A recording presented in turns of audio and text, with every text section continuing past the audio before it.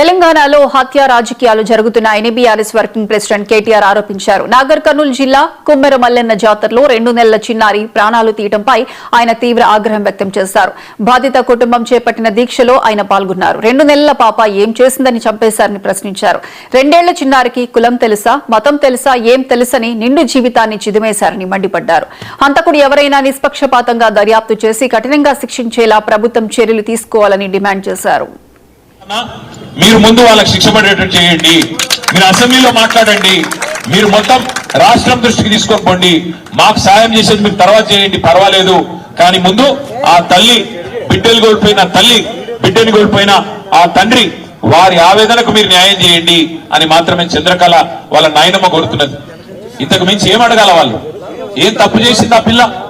అయినా నాకు తెలియక అడుగుతా, 2 నెలల పసిగుడ్డుకు కులం తెలుసా? 2 నెలల పసిగుడ్డుకు 2 నెలల పసిగుడ్డుకు మతం తెలుసా? 2 నెలల పసిగుడ్డుకు అధికారం తెలుసా? ఏం తెలుసు? మనం పుట్టించిన కథ కులం. మనిషి పుట్టినాక 5 నిమిషాలకు పుట్టేది కులం. మనిషి పుట్టినాక 5 నిమిషాలకు పుట్టేది మతం. ఇవాళ దానికోసం చివరికి మనుషులను చిన్న చూపు చూసి, దేవుడు దర్శనానికి రాకుండా చేసి, వారి మీద దాడి చేసి, మళ్ళీ వారి మీదనే కేసులు పెట్టి చివరికి రోడ్డు మీద కూర్చునే పరిస్థితి తల్లికి, ఆ తండ్రికి, వాళ్ళ కుటుంబం మొత్తానికి తెచ్చిన ఈ వ్యవస్థ చూసి సిగ్గుతో తలదించుకోవాలి తెలంగాణ సమాజం. ఇవాళ నేను ఇక్కడ రాజకీయం మాట్లాడడానికో రాజకీయం చేయడానికో రాలేదు. నేను స్థానిక ఎమ్మెల్యే గారిని కూడా కోరుతా ఉన్నా, స్థానిక ఎంపీ గారిని కూడా కోరుతా ఉన్నా. హంతకుడు ఎవడైనా హంతకుడే.